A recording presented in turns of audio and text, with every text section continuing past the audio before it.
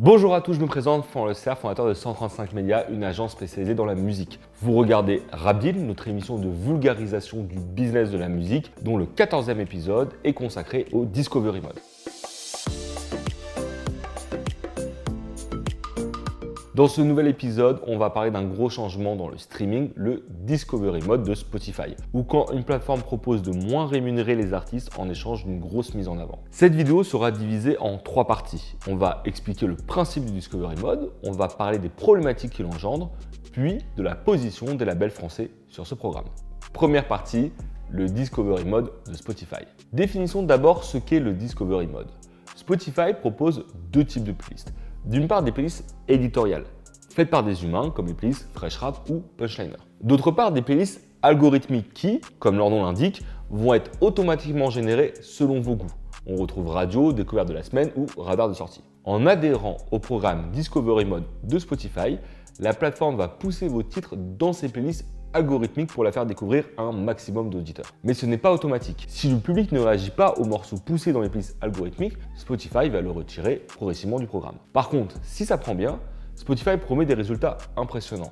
En moyenne, 40% d'auditeurs en plus grâce au Discovery Mode, dont la moitié n'avait jamais écouté l'artiste. Spotify propose aux labels d'inscrire des titres qui leur semblent prioritaires dans le Discovery Mode quelques mois après leur sortie. Évidemment, cette mise en avant a un coût. Spotify garde une partie de vos royalties en échange de cette mise en avant. D'après nos informations, entre 30 et 50%. Mais ce pourcentage dépend du pouvoir de négociation du distributeur. Leur offre est claire. On te paye moins par stream, mais tu gagnes au change en augmentant ta base d'auditeurs et tes écoutes. Sachant que cette remise est censée être appliquée uniquement sur les streams générés par les playlists algorithmiques du titre en question. Les streams sur les autres morceaux ou les streams de vos fans sur votre profil restent payés normalement. Deuxième partie, les problématiques du Discovery Mode.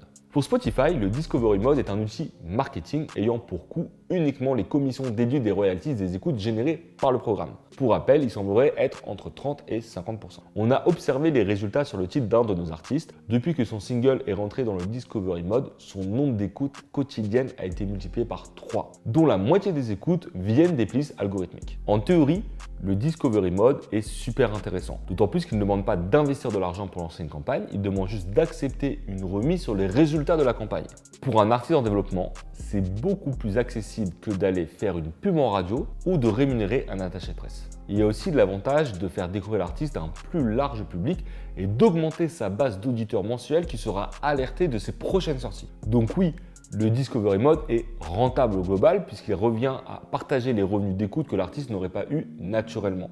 Mais il revient aussi à accepter d'être moins payé par une plateforme pour être mis en avant auprès d'auditeurs qui se sont abonnés à la base pour les artistes. Pour ceux qui ont regardé la série sur Spotify, The Playlist disponible sur Netflix. C'est le Discovery Mode qui crée le scandale dans le dernier épisode. C'est ce qui gêne certains labels qui s'y sont publiquement opposés en disant qu'il était anormal de payer un diffuseur pour qu'il maximise la visibilité d'un titre. Pour eux, c'est encore dévaloriser la rémunération des artistes en streaming. C'est d'ailleurs pour cette raison que peu de distributeurs ont adhéré publiquement au système en France. Troisième partie, les labels français et le Discovery Mode. Pour pouvoir profiter du Discovery Mode, il faut que vos distributeurs soient un membre du programme et qu'ils y poussent vos titres. C'est le cas de DistroKid, l'agrégateur dont vous parlez dans l'épisode 8 de Rap Deal. Le fondateur souligne d'ailleurs l'absence de coût initial du programme. En France, pour le moment, seul Believe Digital et TuneCore revendiquent publiquement avoir pris part au programme et ce depuis janvier 2020. Le fondateur, Denis Ladegaillerie, déclare même que le Discovery Mode aide les artistes à traverser les frontières. Pour le moment, les 3 majors de l'industrie que sont Sony, Universal et Warner n'ont pas pris publiquement position sur le Discovery Mode. On imagine qu'ils sont partagés entre la potentielle augmentation de stream et le risque d'accepter de baisser la rémunération de leurs artistes qui pourrait faire jurisprudence. C'est la fin de l'épisode, on espère qu'il vous a plu. Je vous remercie d'avance pour vos commentaires, vos partages, vos follow et on se dit rendez-vous pour un prochain épisode de Rap Deal.